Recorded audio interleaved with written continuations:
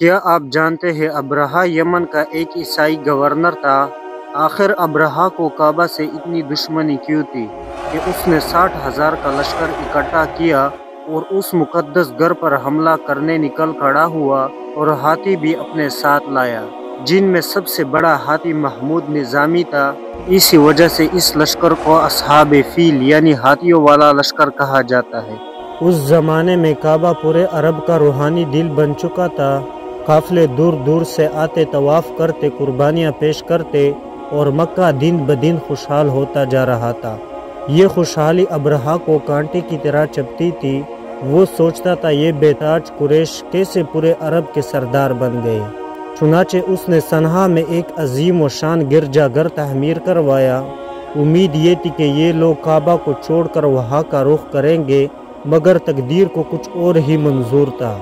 لوگوں نے اس کے گرجا گھر کے طرف دیکھنا بھی گوارا نہ کیا۔ اس ضلالت کے بعد اس نے فیصلہ کر لیا، اب کعبہ کو مٹانا ہوگا، چاہے آسمان کیوں ٹوٹنا پڑے۔ اصل میں ابرہہ کسی شاہی خون کا وارث نہیں تھا، وہ تو غلامی کے زنجیروں میں پلنے والا ایک عام شخص تھا، جو وقت کے دہاڑے میں بہتے بہتے سلطنتوں کو روننے لگا۔ جب رومیوں نے حبشہ کا ساتھ دیا تو یہودی سلطنت صفحہ ہستی سے مٹ گئی، اور اس جنگ میں سب سے نمایاں نام ابرہہ کا۔ 1,00,000 فوج کے ساتھ اس نے یہودیوں کو شکست دی اور یمن پر قبضہ کر لیا۔ یہ ہی نہیں، اس نے حبشہ کے بادشاہ تک کو زیر کر دیا۔ یوں ایک غلام اپنی ہی سلطنت کا مالک بن گیا۔ لیکن ایک چیز تھی جو اس کے سلطنت اور غرور کے سامنے رکاوٹ بنی رہی، خانہ کعبہ۔ اس نے سوچا اگر عرب والے کعبہ کی وجہ سے طاقتور ہے تو میں اس سے بھی بڑا گھر بنا کر انہیں اپنے طرف موڑ لوں گا۔ یوں سنہا میں ایک بے مثال چرچ بنایا گیا، جس کی خوبصورتی دیکھ کر لوگ دنگ رہ گئے۔ لیکن عرب کے دل صرف ایک گھر کے لیے دھڑکتے تھے، یعنی کعبہ۔ ناکامی کے بعد ابرہہ نے اپنے دل میں آخر فیصلہ کیا، 60,000 کا لشکر لے کر نکلا خانہ کعبہ کو مٹانے کے لیے۔ مکہ کی سرزمین مکہ پہنچ کر اس کی ملاقات قریش کے سردار عبد المطلب سے ہوئی۔ عبد المطلب نے صرف اپنے اونٹوں کی واپسی مانگی۔ ابرہہ ہنس کر کہنے لگا، مجھے تو لگا تم بہت بہادر شخص ہو، تمہیں تو اپنی اونٹوں کا فکر ہے۔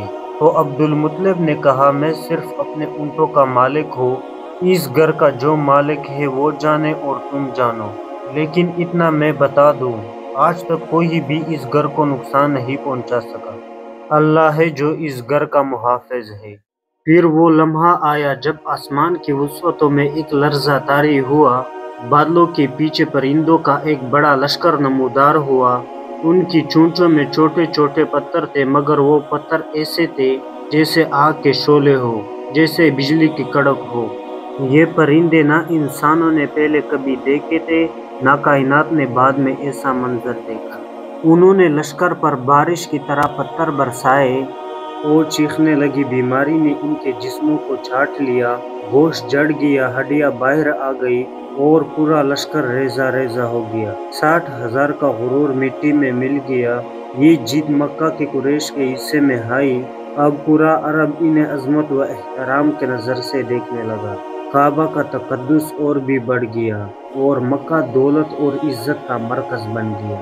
اسی سال مکہ کے گود میں وہ بچہ پیدا ہوا جس کا نام تاریخ کے ہر اوراق پر جگمگائے گا، محمد صلی اللہ علیہ وسلم۔